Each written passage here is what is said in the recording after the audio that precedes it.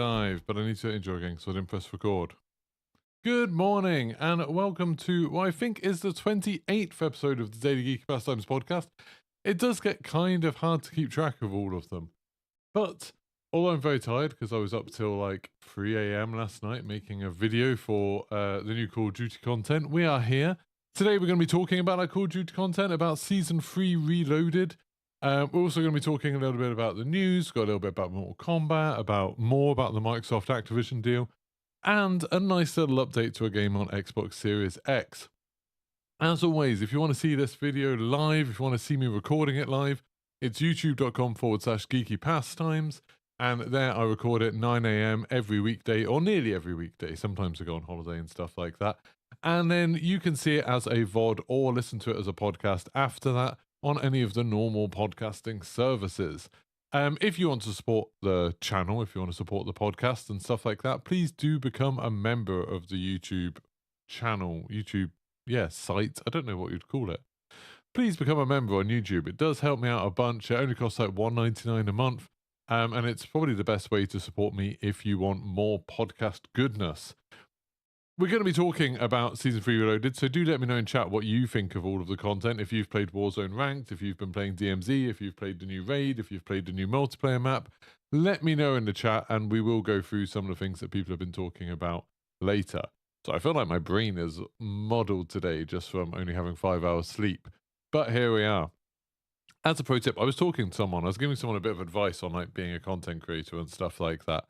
And one of the things I was saying, like, I just don't follow my own advice ever. And one of the things I was saying was like, yeah, like when a new Call of Duty update comes out, there's not really that much point in streaming loads of it because, you know, a lot of people are playing it.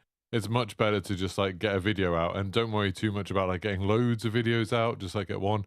And I stupidly last night decided to stream the raid, which is like the least popular thing, I think, in the content, but we'll talk about the raid a little bit later.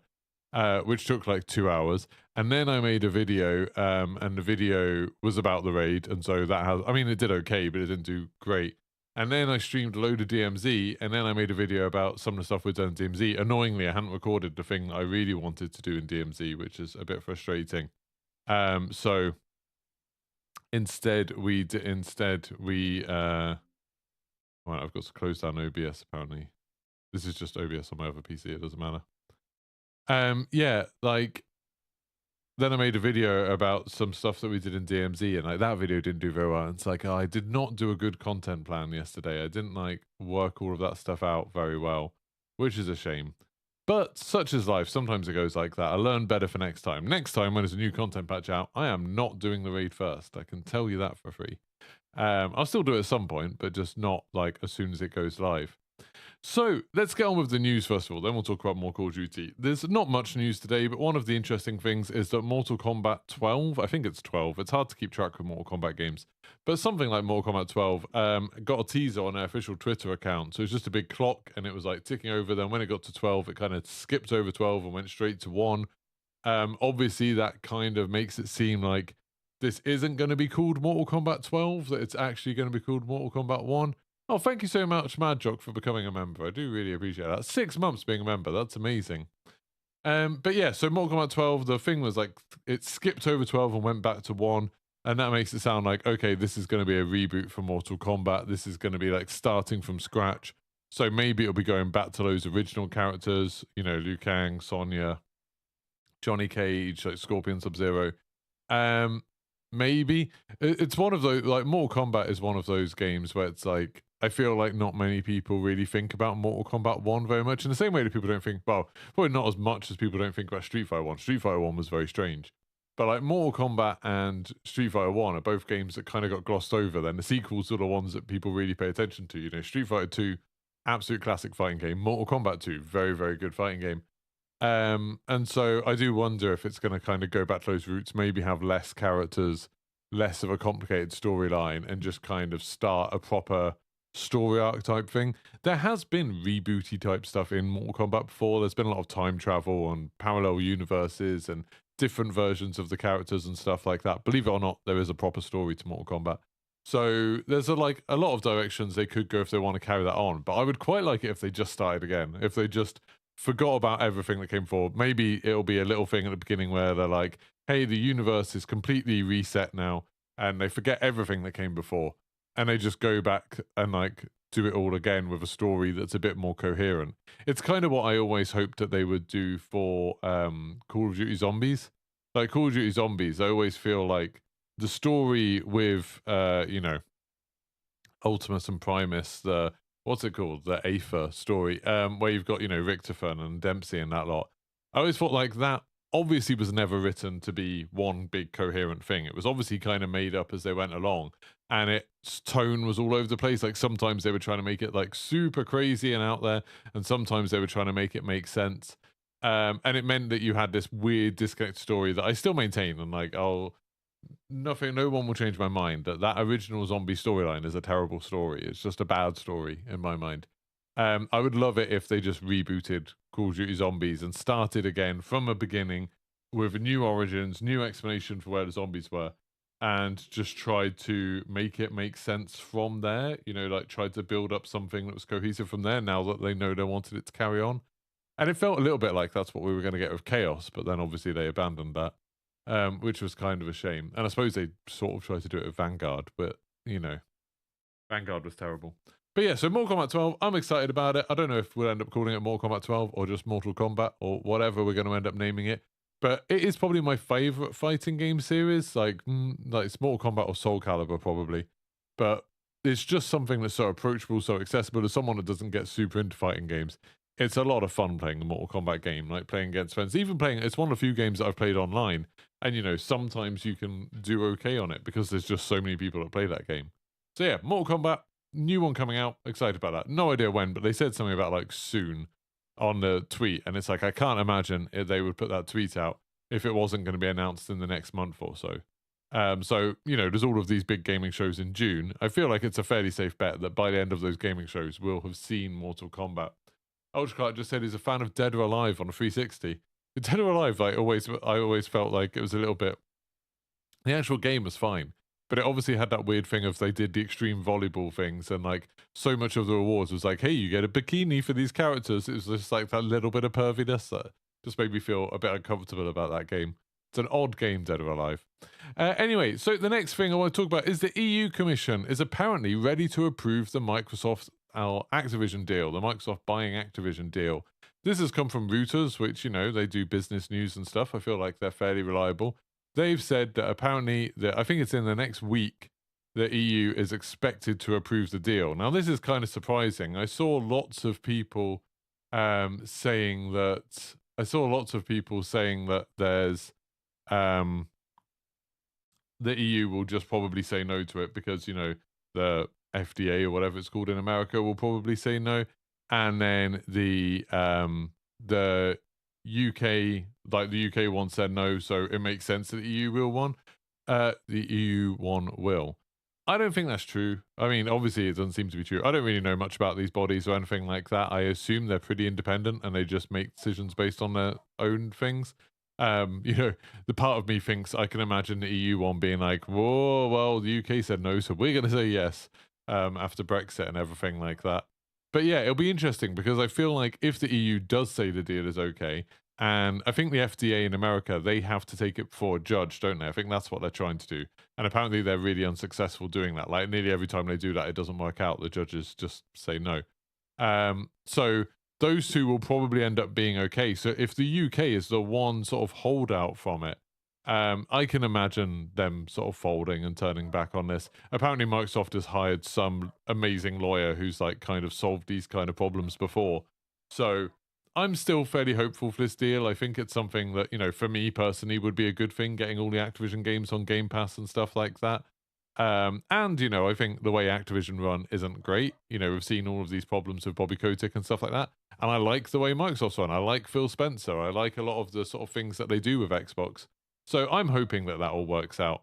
And I think if the EU Commission does agree to it, that makes it a whole bunch more likely. And then finally, the final news thing I want to talk about before we get on to talking about Season 3 Reloaded is Plague Tale Requiem. Just got a 60 frames per second patch on Xbox Series X and S.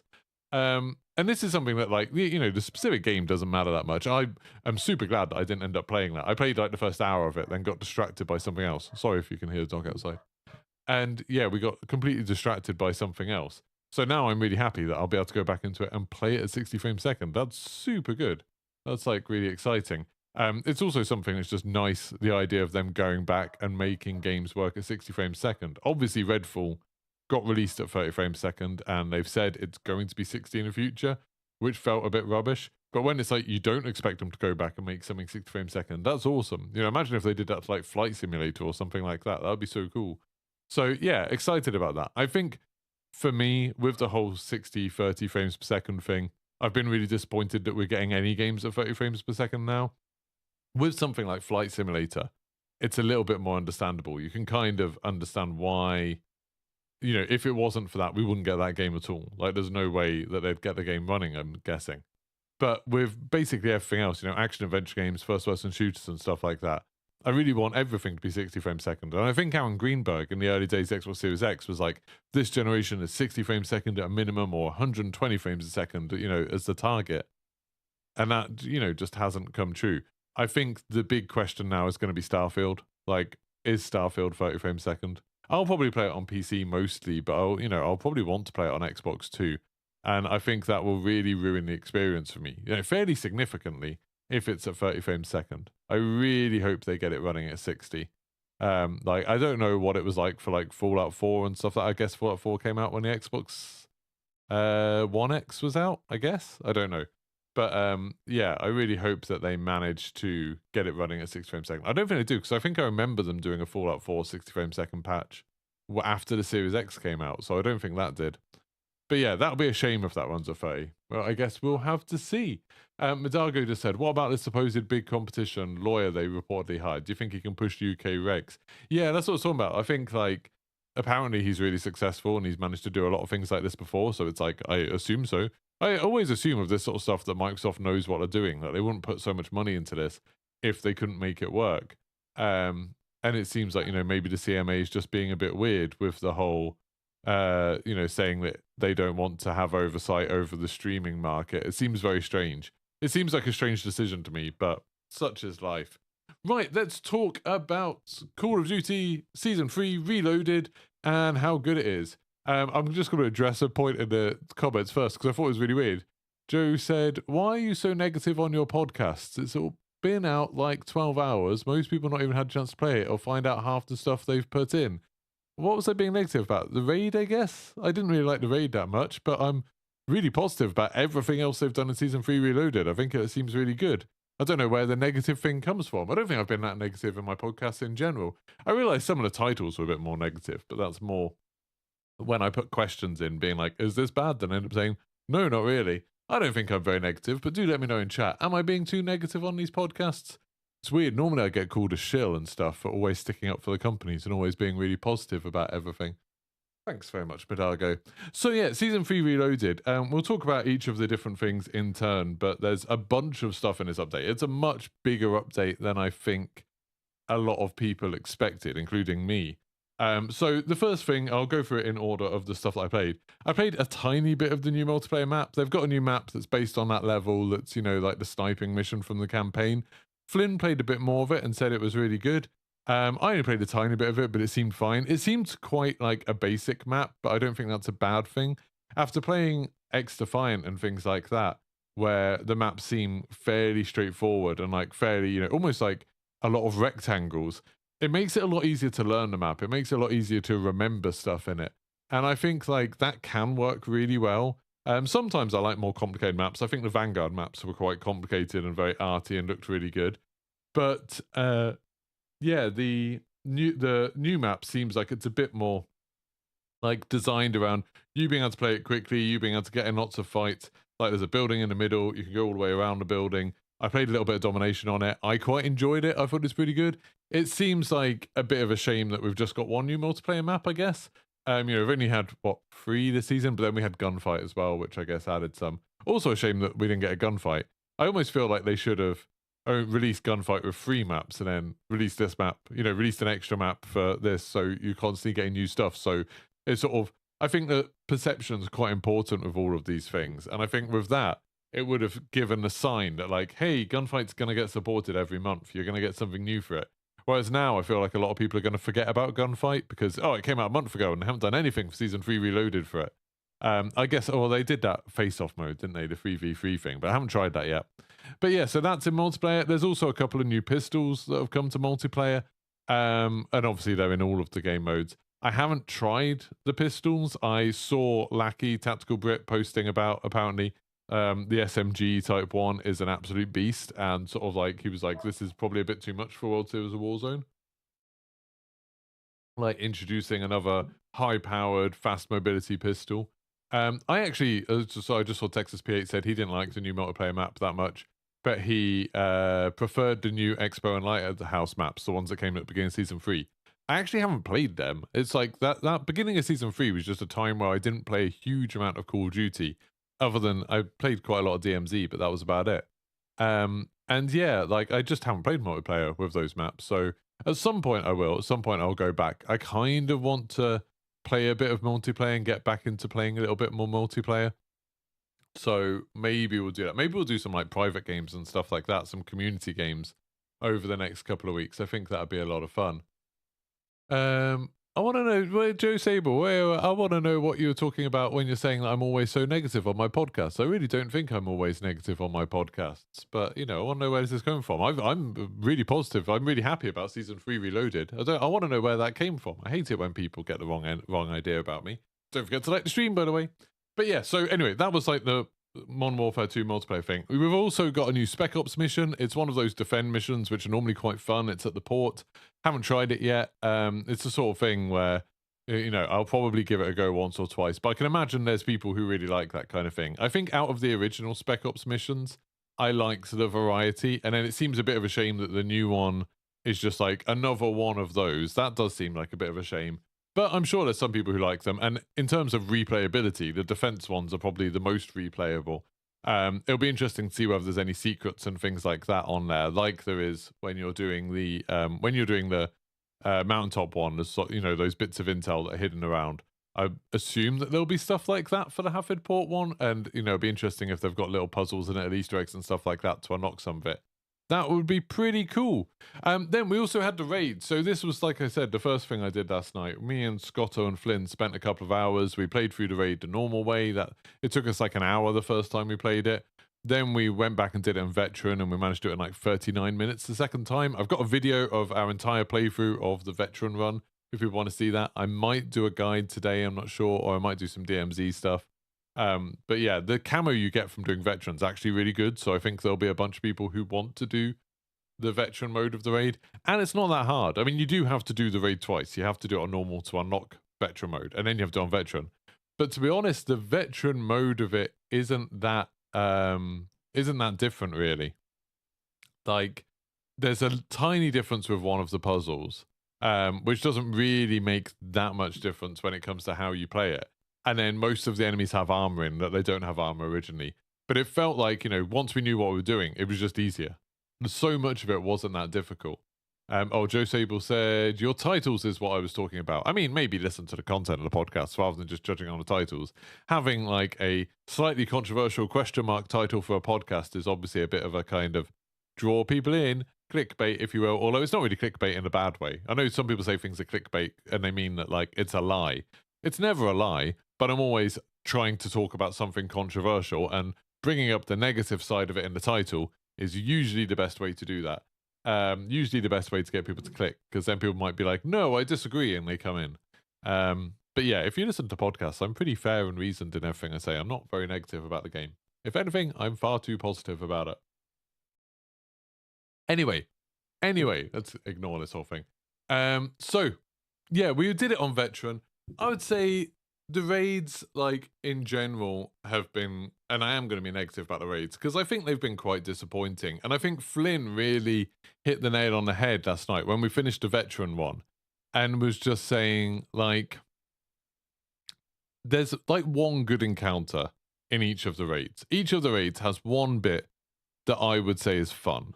So, like, in the first one, there's the underwater tunnels. I think that was cool, that was creative, that was something I didn't expect. In the second one, you had jumping puzzles. That was cool. And the bit where you're running through the middle is kind of, it's difficult and kind of annoying, but it's a cool idea. But like, you know, both of those were okay.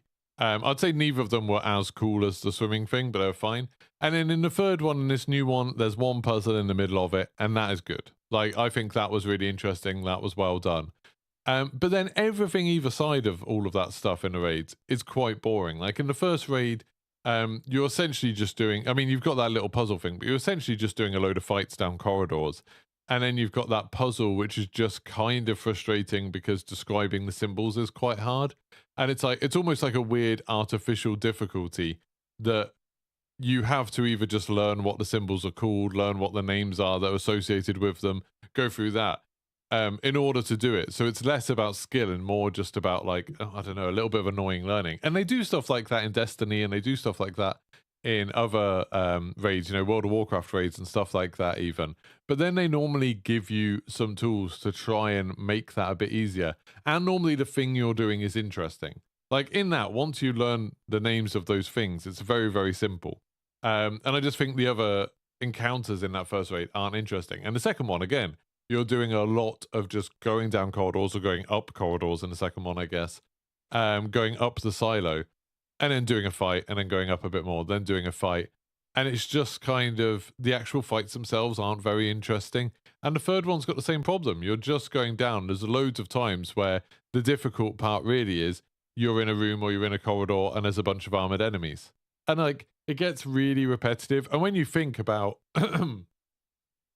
like Destiny raids or World of Warcraft raids or even the Division raids, when you think of other games that have done raids, they tend to do a good job of having some like spectacle in them, of, you know, something very impressive, having some really different kinds of gameplay, having some different kinds of fights, like things where different strategies, different skills and stuff matter a lot. And in all of the Call of Duty raids, it feels like we've got to the point where out of the last 3 raids, between them, they've nearly got enough content, enough good encounters that they could have made one raid. I think they need like probably one more good encounter, something like a kind of boss fight type thing. I think would be quite cool. But yeah, and I mean, I'm assuming we will have something like that. I'm assuming the last raid, you know, whether it'll be like season 5, I guess. I'm assuming maybe there'll be 5 parts to this, and the last one will actually have some kind of boss fight.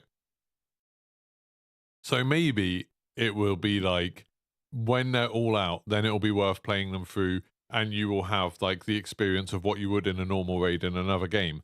I think like that would probably be a better way to do it. Like if you're sitting there now and being like, I haven't tried the Call of Duty raids, maybe I will. I would probably wait until they're finished. I would wait and see if there is a season 5 reloaded one and then they all come out, then get some friends together, sit down for an evening and just fly through all of them in a run. I think that would be really good. I definitely think, you know, it's interesting that they've tried all of this, and I'm always up for Call of Duty experimenting with stuff. I just don't think this has worked that well. I think the whole star system for the weapon kits was a bad idea because it means that, you know, I don't want to use weapon kits other than Assault because I've got Assault maxed out, but I don't have the others, and I don't want to just keep on repeatedly doing the missions to do all of the other ones. I feel like that should have just been a choice. And then, yeah, the raids themselves, I don't know, they should have found more like variation within them, maybe. I think that would be better. Nice mug. Oh, yeah. That was from an Easter egg from a couple of years ago, I think. But yeah, so the raid, not that good. Not that interesting. Like when we ended up doing it the second time, I was quite bored in a lot of it, which is a real shame. Like when it's only the second time, and they have this thing where you get different rewards every time you do it. So I think there's 6 different rewards in this one. I don't want to do that 6 times. I definitely don't want to run through it 6 times. There is like a secret, you know, there's a secret room, and if you open it up, you get a special camo.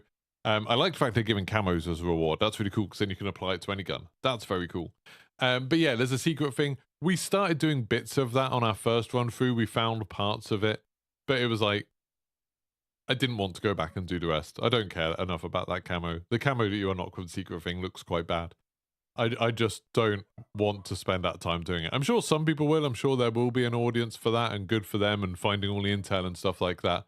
But yeah, not for me so much. So then we can talk about Warzone Ranked. Let's talk about that next. I didn't actually play any Warzone Ranked. I watched Lackey and Broken Machine and Jaff and people playing it a bit while I was downloading it. It sounds like it's going pretty well. It sounds like people are pretty happy with it. Like, it's really cool that it shows you your skill rating, how much you're gaining while you're playing the game. I like that a lot. The map changes they've done, like with the sandstorm and everything, that seems very, very cool. I like that. You know, like having really low visibility in parts of Al-Mazrah is really interesting. Like that changes that area fairly dramatically. So that's very, very cool. I saw some people saying like, does this mean we'll get dynamic weather? And it's like, I don't think so, but that's a cool idea. Like, it would be really cool if they finally did do that in a Battle Royale game like this.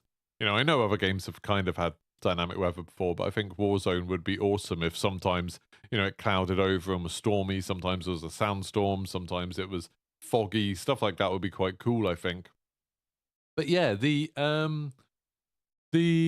Warzone ranked thing in general, I think people have been fairly impressed with the launch. One really interesting thing that I was sitting here being very smug about was that I was sitting here being like, I'm not entirely sure that it is the AI causing the server troubles. And then lo and behold, the new season's come out, the AI is exactly the same, but the server troubles are fixed. And it's like, maybe it wasn't the AI. You know, all these people saying, take the AI out, they're causing all the server issues. And it's like, I explained why in a couple of podcasts ago, why I didn't think that was probably the case. And it looks like they fixed them without taking the AI out. So I felt a little bit smug about that. Not the only time I felt smug yesterday. But yeah, so Warzone ranked, I'm definitely going to give it a go at some point. I don't have a team. I don't have a group of people to play with. So I'm going to have to find some people who are up for playing it. Maybe like Namegear and Emil will be up for it at some point. So I might like, I don't know, probably not this weekend. But, you know, maybe this evening, or if not, sometime next week, I might sort of try and get properly stuck into it and try and see where I can get. I bet it'll be like silver. I bet I won't get past silver, but we'll see. I feel like I deserve to be in gold, but I just don't get that many kills, and it seems like getting kills is quite an important part of it. So we will see how that goes. But Warzone ranked, I'm happy that it had a successful launch.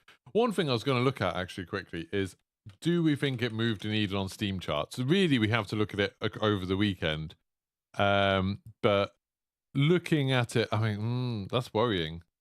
That's actually quite worrying. So this is Steam charts again. I'll keep on saying the absolute numbers don't really mean anything because Steam is probably the smallest platform for Call of Duty, but the trends do mean something.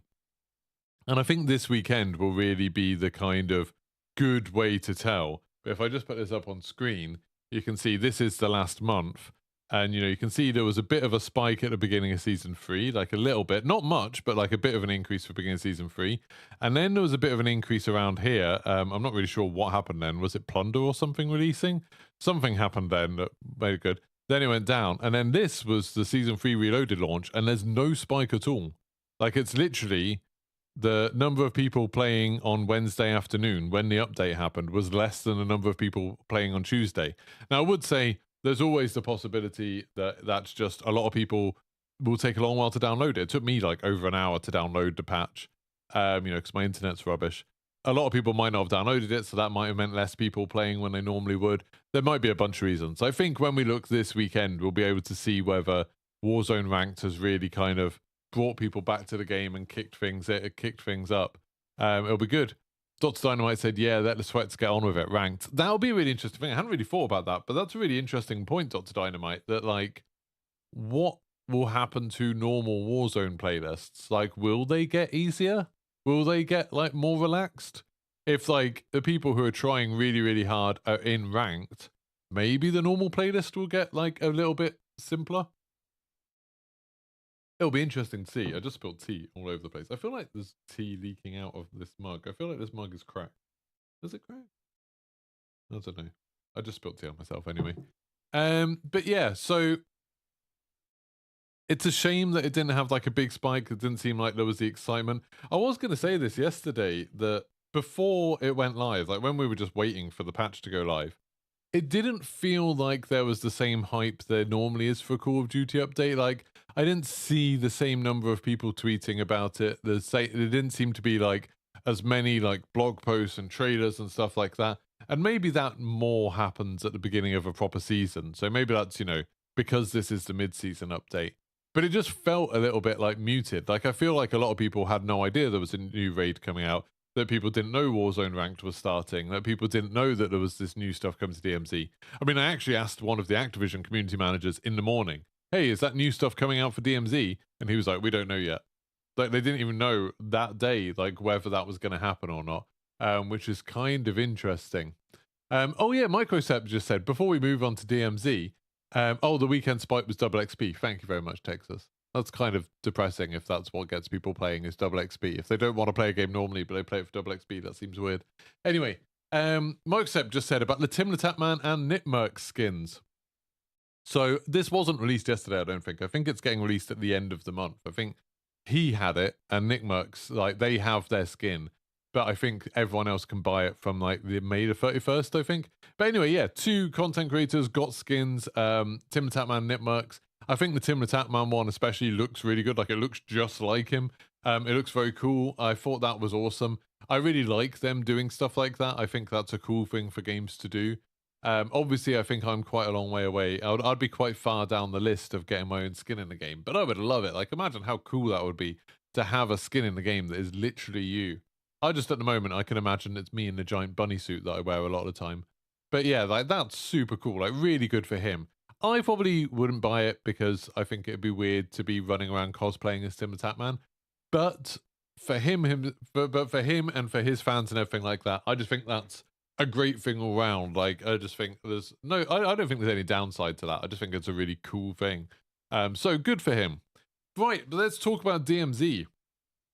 So DMZ is where, for me at least, the biggest changes have come with Season 3 Reloaded. And it's so much bigger than I expected. It's like, the new map is such a big deal. It's such a big departure from what we've seen before in DMZ. It's a completely different experience. You know, it's like, you can see a bit of the DNA of Building 21 in there, but it's a very different kind of experience. Whereas Building 21 is like, hey, there's this small map, 3 floors, just squares on each one, very simple, push everyone together, big fights, very quick, lots of hard AI. This new map is just, like, super varied. So for anyone who doesn't know, it's called the Koshai Complex. I did a video on it last night. You might not have seen it because I posted it at like 3 in the morning, stupidly. Hardly anyone's seen it. After this, maybe go watch it. And yeah, so Koshai Complex. One of the things the second thing that I was very smug about yesterday is that the map works exactly the way I said it would. Where you go to Al Mazrah, you find the entrance to this Koshai Complex, then you interact with that, and that takes you to a load screen where you then load into a separate, like, matchmaking thing, and you load into it. And like, that's what I said was going to happen. And people were like, some people were like, no, no, no, no, no, it's going to be a completely separate thing. You go in from the menu. And then some people were like, no, no, no, no, no, it's just a part of Al Mazrah. It's just going to be underneath Al Mazrah.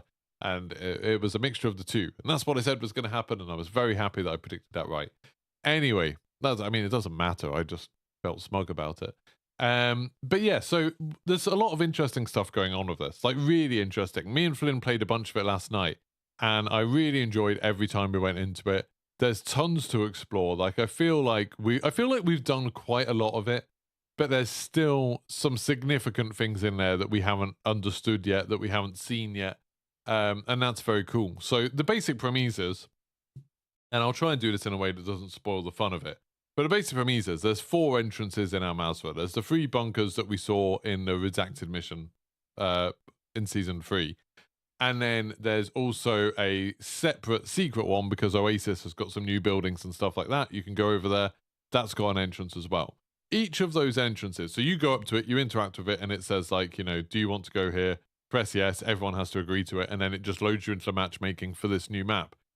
And then you've got 4 different infiltration points on this new map, and each one is tied to one of those, so you get to choose where you infill on this new map, which that's something they haven't done before in DMZ. That's super interesting.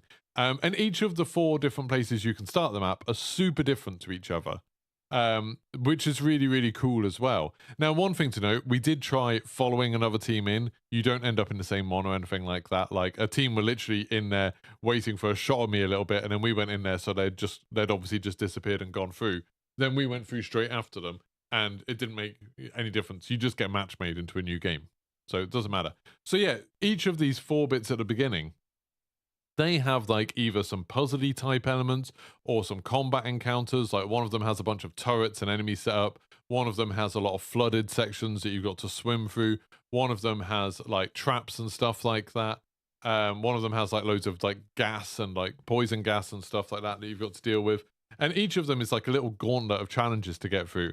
And then once you get to the end of that gauntlet of challenges, and it has, like, its own lore, its own items and stuff as you go through, then you open a door at the end, and that takes you through to like the hub area, and the hub area is very dark, and that's where all the players will come together. And then from this hub area, there's a way to unlock another further area that you can go into, and that further area is where some of the kind of end game stuff is. There's like the special shop in there. There's two really incredibly tough bosses. There's a lot going on like in that area, and then there's another area that you need a key card to get to that I don't really know what's in there because we haven't experimented very much with that key card yet. But that's a pretty cool thing too.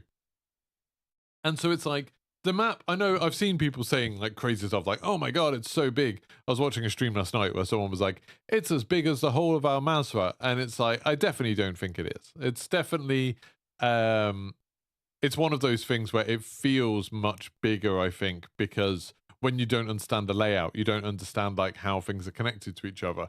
And one of the things that we started finding last night is that there are secret passages that let you get between the different areas without having to go through the hub area first, which is kind of interesting. So you can find special keys and stuff that get you through sort of like extra little paths. It would be really interesting to try and make a map of this place. I feel like that'll be quite a challenge to do.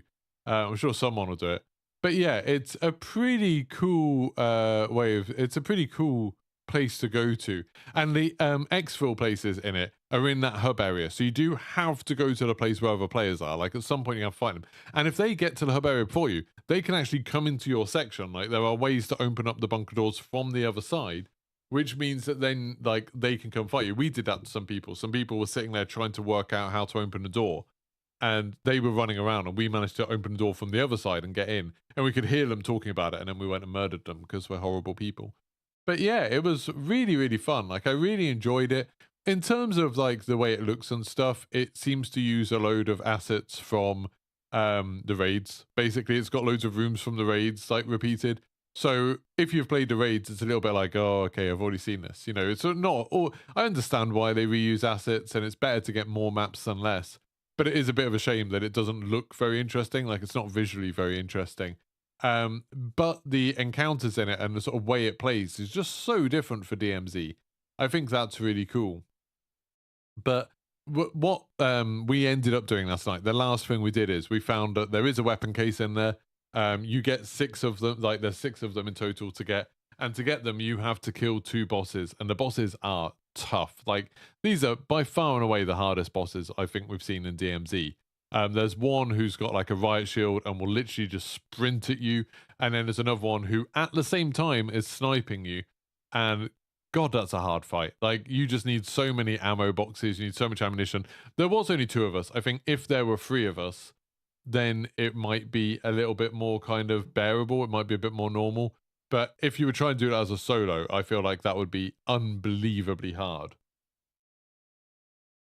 We did have one annoyance last night, and it's something that I've heard a lot of other people complaining about. And it never really bothered me until last night. But it was like, maybe it's because it was like, 1 in the morning and I was a bit fed up anyway. But there was one time where we got to the bit where we were about to fight the bosses. And then enemy team of like 5 or 6 players, a team that's bigger than it should have been, came up behind us.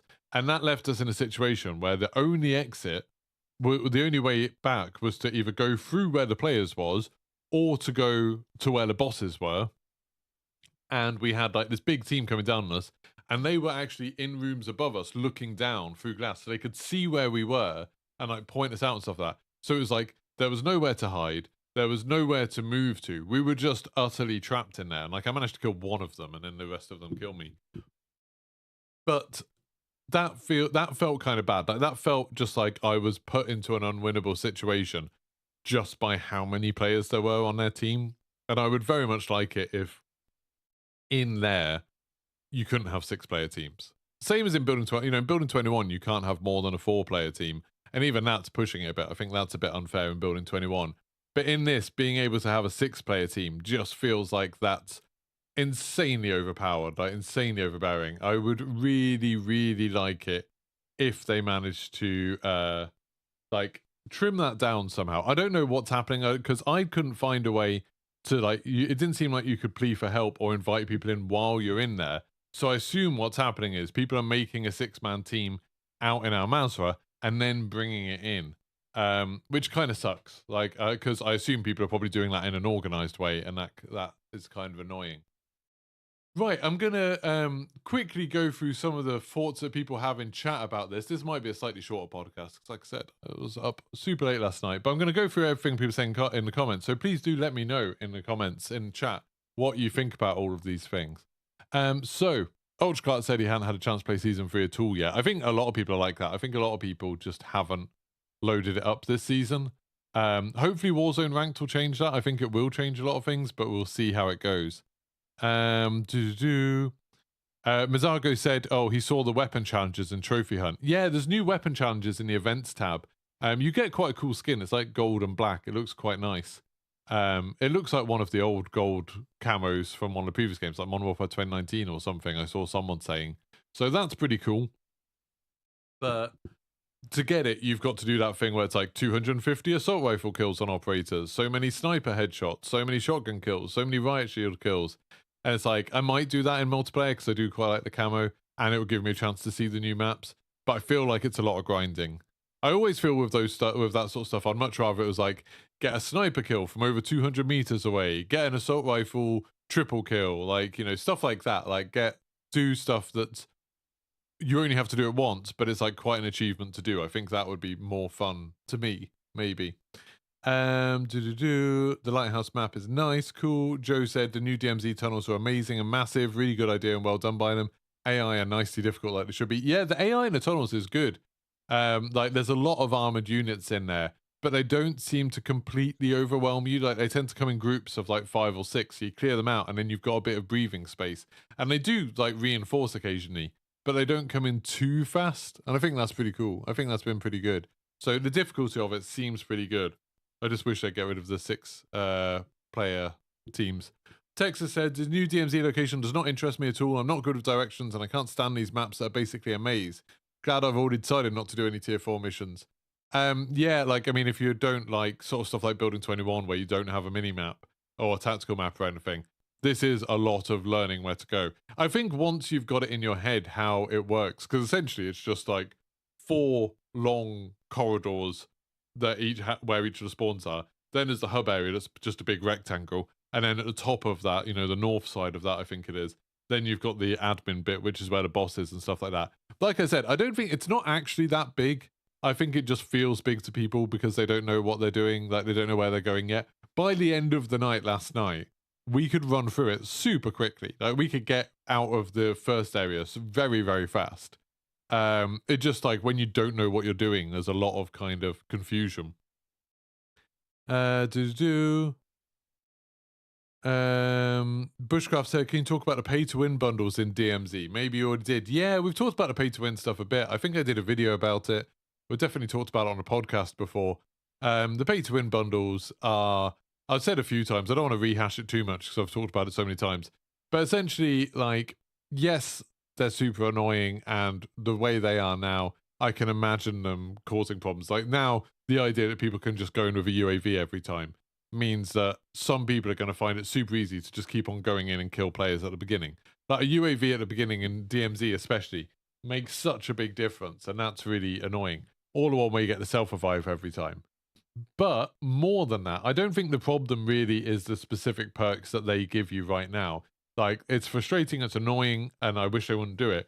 But the more annoying thing to me is that these perks would have been things that would be quite cool if you could earn them in game somehow.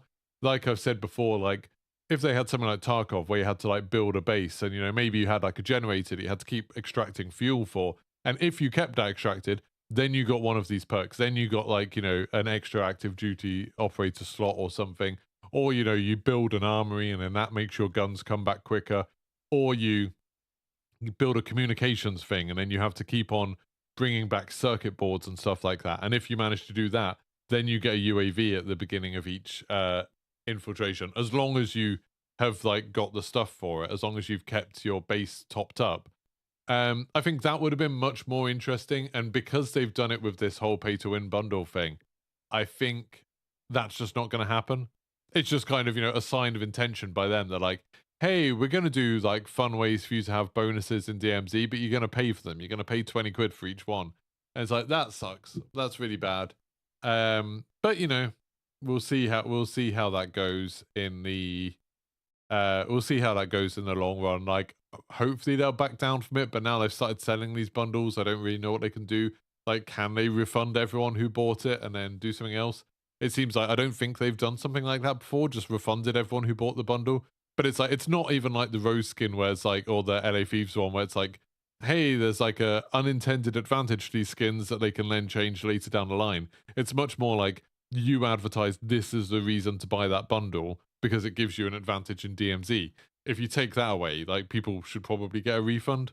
So yeah, it sucks. It's a bad sign for like the game moving forwards. I don't really know how they could fix it now they've done it. I don't know like what they could do differently now, other than like I said, get rid of all those bundles and refund everyone. But then even then you've got a problem that like it's not just you just refund people the COD points, because people will have bought COD points to get those bundles. And if you just give them the COD points back now, they're like, well, I wouldn't have spent 20 quid. I only spent 20 quid to get that bundle. I don't want one of the other ones that's just cosmetic. It's like a whole problem. It's a whole mess that they've created. And it's really annoying that they've done it. Especially because I don't even think that many people will have bought them, to be honest. I've seen loads of people being like, these bundles are going to be the best selling bundles ever. I honestly don't think they are. I still don't think many people play DMZ. I think it's a very small community, the people who play DMZ. And, you know, comparatively to something like Warzone or multiplayer. And so it just feels like they've ruined it almost for probably very little gain. But, you know, I don't know. I don't see their numbers or anything like that. It just kind of annoys me. Ali Haroon said, I have Lord Various vibes. I literally don't know who that is. I'm sorry. Midalgo said, the new class customization menu is nice, seeing all your classes on screen instead of right to left scrolling. Did they change that at the beginning of season 3? I haven't noticed any of the menus being different, but I haven't spent a long time in the menus yet, so maybe. Patrick said, ranked was surprisingly fun. People played it more tactically, and it felt different to normal Battle Royale. Seeing your SAR during the game is great. Yeah, I really do want to get into it. It's more, really, the only reason I haven't played it is because I've got stuff to do in DMZ right now. And I need a team. Like, I need to find a team. So at some point I'll find a team, and I know there'll be people being like, I'm really good at the game, I'll help you, I'll carry you to platinum or whatever. I don't really want that. I just want people who I can talk to, who I can chat to, because when you're playing Warzone, you're playing with people for a long time. So I need to find people who I get on with, who we can also play, and preferably people who are slightly better than me. Not loads better than me, because that makes me feel bad, but people who are a bit better than me, so then I don't get frustrated all the time. That would be great, but that's quite hard to find a group like that, even when you're a content creator.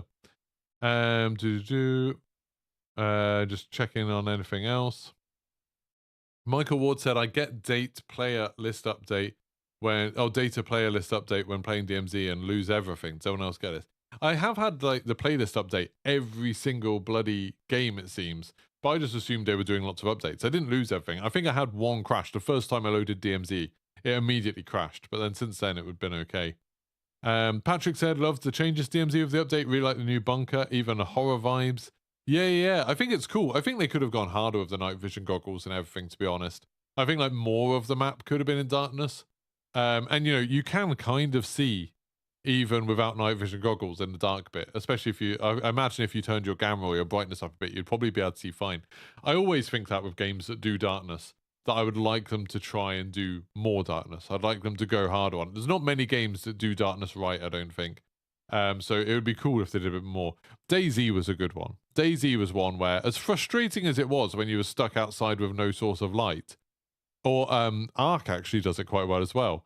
The idea of like, okay, you actually, even though a torch will give away your location, or a glow stick, or a fire, or whatever, it actually helps you a bunch. Like, it's actually something you kind of need.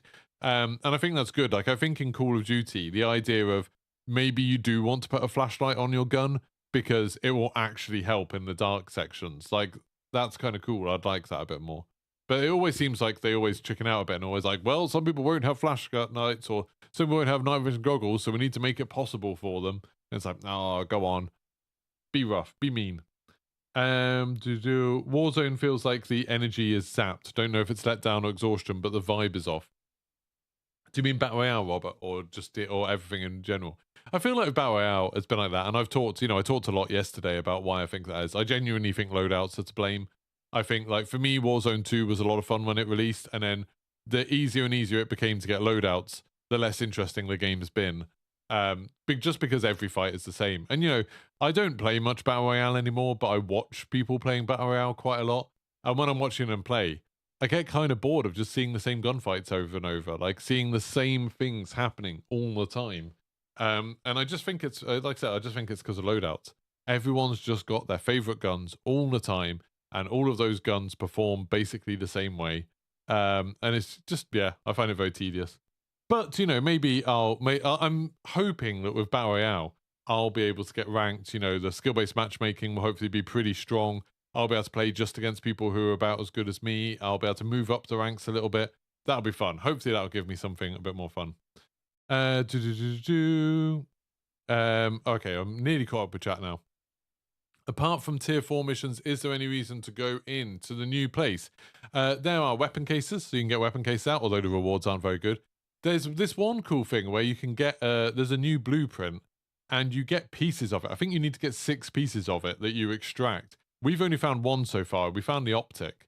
But yeah, so you can find these pieces, and once you've extracted it all, you get a blueprint, which, like, that's pretty cool. That's pretty fun. And other than that, it's just kind of fun. It's a fun place to explore. There's a bunch of lore. Once I think I've found all of the lore, then we'll do a video about that. I need to, like, piece it all together and work out which ones we're missing. But yeah, it seems like there's quite a lot of lore in there. So that's quite fun for people who care about that sort of stuff. I mean, a lot of it isn't that interesting, but some of it's cool. It's kind of fun. You can't have a 4-player anymore on Building 21. Oh, that's cool. I didn't know that was true. That's good. Bring Harm said Season 3's been a pleasant surprise for me, although the 2 new pistols seem OP already. Yeah, I haven't tried them yet, and I haven't been shot by them as far as I know. But I have heard that. I have heard that the pistols are crazy. I didn't know both of them were crazy. I knew the SMG type one was crazy. But the other one's aren't they both fully automatic? Which seems weird that they're adding more fully automatic pistols, but oh well. Midago said you'd love to play things like DMZ, etc. to be solo friendly. Yeah, I mean, I like the fact that they do build this content specifically for co-op groups, but that's because I get to play in a co-op group a lot. It does, you know, sometimes I think, oh, it'd be a lot easier if I could just hop in DMZ whenever and I don't need to wait for Flynn to be online. You know, it'd be easier if there was a lot of content I could do solo. But I think I just enjoy it a lot more playing with other people. Like, even though we just do it as a duo, I still enjoy that a lot more than playing it solo, I think. Midago says he's been smashing Jedi Survivor, but you need to do the Battle Pass. Yeah, I don't think I've finished the Battle Pass, actually. Which is weird. I probably will do, playing a lot of DMZ. But although I'm going to play DMZ today and probably tomorrow, and then tomorrow, then it's Zelda comes out, and the Diablo server slams in the evening, so I'll be playing that all weekend. So I probably won't play much Call of Duty this weekend, but we'll see. Fogger said, I wouldn't care if they took the 2-plate vest self-res UAV as long as you keep the 15-minute weapons. No, the 15-minute weapons is just like, it's taking one of the few small things that mean that you risk losing something, I think. I don't know. I think they should get rid of it. Right, I'm just going to see. To do Flynn. Just going to see if Flynn's actually going to be about in a second. Are you about? Because I want to do some streaming in a bit. I want to stream some DMZ in a bit, but I need to wait for Flynn to be on. Dr. Dynamite said they could have made the extract perks different for each operator. It's a stealth operator. Each extract you get one of the stealthy perks. Yeah, that's a cool idea. That's pretty good.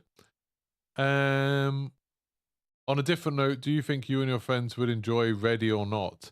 I've watched Jack and Tomo and that lot play Ready or Not a little bit. I think, like, I'd probably like it. I did ask them for a copy of it quite a long time ago so I could do some streams of it. And they never got back to me, so I guess I'm not a big enough deal for them to give me a key for it.